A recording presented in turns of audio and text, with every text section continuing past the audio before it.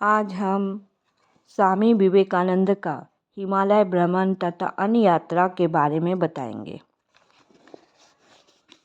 स्वामी विवेकानंद जी 39 वर्ष की अल्प आयु में विभिन्न छोटी बड़ी यात्राओं से परिपूर्ण रही। किशोर अवस्था में अपने परिवार के साथ की गई रायपुर यात्रा को यदि छोड़ दे तो परिवर्तन काल में उनकी अधिकांश यात्राएं हम मोटे तौर पर 4 भागों में बांट सकते हैं, जिसमें एक है साधना यात्रा, अध्ययन यात्रा, प्रचार यात्रा और जागरण यात्रा। इसमें साधना यात्रा जो है वो है मठ से परिव्राजक के रूप में वाराणसी, अयोध्या, वृंदावन, गाजीपुर तथा हिमालय के विभिन्न स्थानों की साधक रूप में यात्रा किए। इस दौरान अनेक महापुरुषों के संपर्क में आए और निरंतर ध्यान तथा समाधि में डूब जाने के लिए एक निर्जन तथा उपयुक्त स्थान की खोज करते रहे। इस यात्रा पर्व की परिणति ऋषिकेश में दीर्घ समाधि की अवस्था में हुई। अध्ययन यात्रा दिल्ली से गुरु भाइयों के साथ छोड़कर एकाकी राजस्थान, गुजरात, महाराष्ट्र, कर्नाटक, केरल प्रांतों का भ्रमण किया। इस दौरान वे भारतवर्ष की वर्तमान अवस्था का, अपनी विभिन्न समस्याओं तथा इन समस्याओं के समाधान का अध्ययन कर रहे थे। इसकी परिणति कन्याकुमारी की शिला पर ध्यान करते समय हुए। प्रचार यात्रा अमेरिका पहुंचकर वेदांत और भारतीय धर्म तथा संस्कृति के मूल तत्वों का प्रचार प्रारंभ किए। लगभग 3.5 वर्ष तक अमेरिका तथा यूरोप में इस अभियान का सफल संपादन के बाद अंत में भारत की ओर लौट पड़े और यही उनकी इस यात्रा की परिणति कही जा सकती है। बाद में उन्होंने एक बार और अमेरिका तथा यूरोप की प्रचार यात्रा की थी।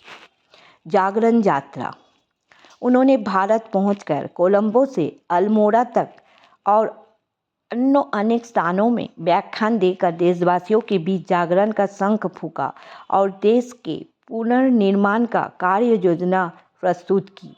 यह अभियान के बाद के दिनों में भी चलता रहा। स्वामी विवेकानंद का प्रचार यात्रा बहुत ही महत्वपूर्ण रहा। अभी इस अध्याय में ध्यान सिद्ध स्वामी विवेकानंद के बारे में हम कहेंगे। गीता में भगवान श्री कृष्ण अर्जुन से कहते हैं, पहले भी तुम्हारे और मेरे अनेक जन्म हो चुके हैं। मैं उन सब को जानता हूँ, परंतु तुम नहीं जानते। ईश्वर कोटि तथा जीव कोटि में यही भेद है।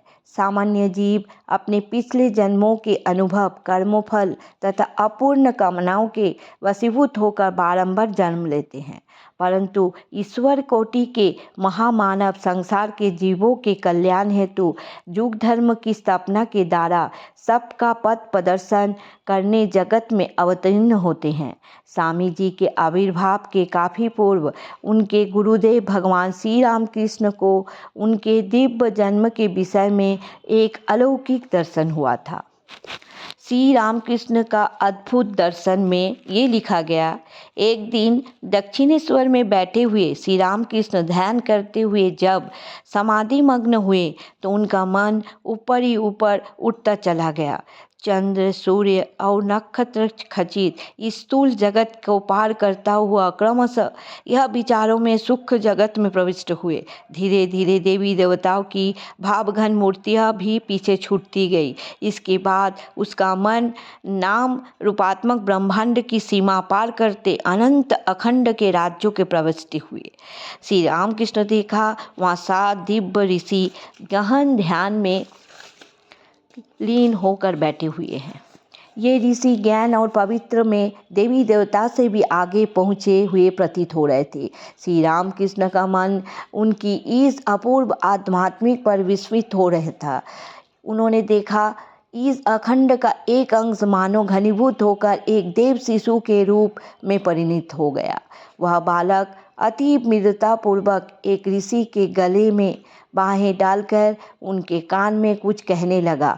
उसके जादू भरे स्पर्श से ऋषि का ध्यान भग्न हुआ। भंग हुआ। उन्होंने अपने अध खुले नेत्रों से शिशु की ओर देखा। शिशु ने बड़ी प्रफुल्लता के साथ कहा, मैं पृथ्वी पर जा रहा हूँ, तुम भी आओगे ना?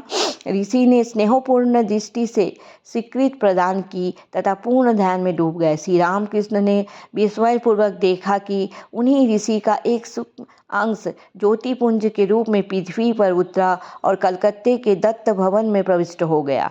नरेंद्रनाथ को पहली बार देखते ही श्री रामकृष्ण ने उन्हें ऋषि के अवतार के रूप में पहचान लिया। साथ ही उन्होंने यह भी बताया कि इन ऋषि को धरती पर उतार लाने वाले देव शिशु वे स्वयं थे।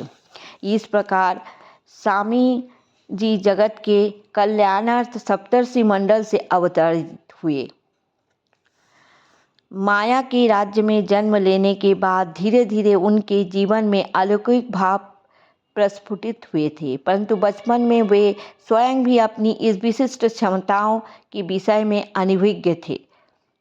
स्वामी विवेकानंद जी बताए हैं, जन्म से ही सोते समय आंखें मूंदते ही मुझे अपनी भुवों के बीच एक अपूर्व ज्योति बिंद दिख पड़ता और मैं एकाग्र मन से उसके विविध परिवर्तन को देखता रहता। उसे ठीक से देखने हेतु जैसे मनुष्य भूमि पर सिर टेक कर प्रणाम करता है, ठीक वैसे ही मैं बिस्तर पर लेट जाता। वह बिंद विविध वर्णों में परिवर्तित होते हुए क्रमशः एक गोले के रूप धारण कर लेता और अंत में फटकर तारों की भांति बिखरते हुए अपनी शुभ्र ज्योति से मुझे आवृत कर लेते। ऐसी अवस्था होते ही मेरी चेतना लुप्त हो जाती और निद्रा में डूब जाता था। बहुत दिनों तक मैं समझता रहा कि सभी लोग इसी ढंग से सोते हैं। बड़े होने पर जब मैंने ध्यान का अभ्यास किया तो आंखें मूंदते ही वह ज्योतिपुंज सामने आकर प्रकट हो जाता और मैं उसी में चित्त को एकाग्र कर लेता। महर्षि देवेंद्रनाथ के उपदेश में जब मैं कुछ मित्रों के साथ प्रतिदिन ध्यान का अभ्यास करने लगा, तब हम आपस में चर्चा करते कि ध्यान करते समय किसे कैसी अनुभूति होती है। तब मुझे उन मित्रों की बातों से पता चला कि वैसे ज्योति दर्शन किसी को नहीं हुआ है और उनमें से कोई भी मेरी तरह इस प्रकार लेटकर निद्रा में नहीं जाता है। श्री रामकृष्ण ने भी इस प्रसंग में बताया, वह रात भर ध्यान करता है, ध्यान करते करते भोर हो जाता है, होश नहीं रहता है, वह सच्चा महाज्ञानी है। ध्यान करने बैठते ही उसे ज्योति दर्शन होता है। जो लोग ध्यान सिद्ध होते हैं वही इस प्रकार की ज्योति देख पाते हैं। बचपन से ही स्वामी जी का ध्यान प्रवृत्ति था।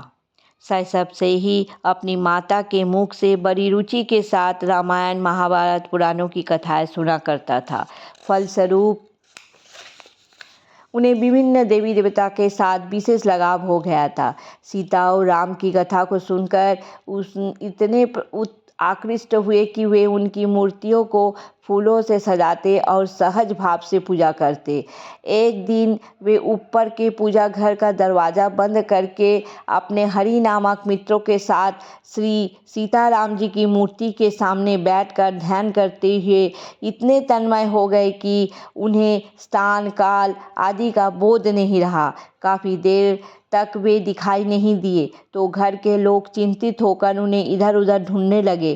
किसी के मन में आया कि क्यों ना एक बार छत पर देख लिया जाए। वहां जाने पर पता चला कि सीढ़ी घर का द्वार भीतर से बंद है। बहुत धक्के देने पर उसके ना खुलने पर अंत तोड़ देना पड़ा। दूसरा बालक के द्वार खोलते ही भाग निकला, परंतु नरेंद्र तब भी धीर स्थिर भाव में बैठे हुए थे। उस दिन किसी प्रकार उन्हें हिला डुला कर उनकी ब्रह्म चेतना लौटाई।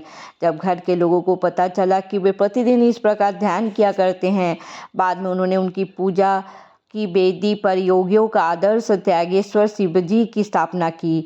वे उनकी मूर्ति को फूलों से सजाकर उनके समक्ष आंखें मूंदे चुपचाप बैठे रहते। ध्यान के समय प्राय ही उनकी ब्रह्म चेतना का लोप हो जाता था। एक दिन कुछ मित्रों के साथ एक कमरे में बैठकर उनका ध्यान का खेल खेल रहा था। तभी एक लड़के ने देखा कि कमरे में एक विषधर सांप घुस आया। वह भय से चिल्ला उठा। नरेंद्र को वहीं छोड़ सभी लड़के कमरे से भाग गए, लेकिन नरेंद्र तब भी ब्रह्म चेतना शून्य ध्यान में मग्न बैठे रहे। साथियों का सीख पुकार का उसकी ओर से कोई उत्तर नहीं मिला। वे लोग भयभीत होकर घर के बड़ों को बुला लाए। उन लोगों ने जो कुछ देखा उससे सन्न रह गए। बालक आंखें मूंदे सिर बैठा हुआ है और उसके समक्ष वह विषैला सांप अपना भयंकर फन फैलाए डोल रहा है। उन्होंने सोचा कि आवाज़ करने पर सांप बालक को डस सकता है, अतः सभी चुपचाप खड़े रहे। थोड़ी देर बाद वह सांप स्वयं ही चला गया। बाद में चेतना लौटने पर नरेंद्र ने जब सुनने के बाद कहा, मुझे तो कुछ पता ही नहीं चला। जय श्री राम कृष्ण, जय स्वामी विवेकानंद जी का आज का अध्याय इतना ही है। उसके बाद मैं कल फिर आपको और कहानी और यात्राएं बोलूँगी।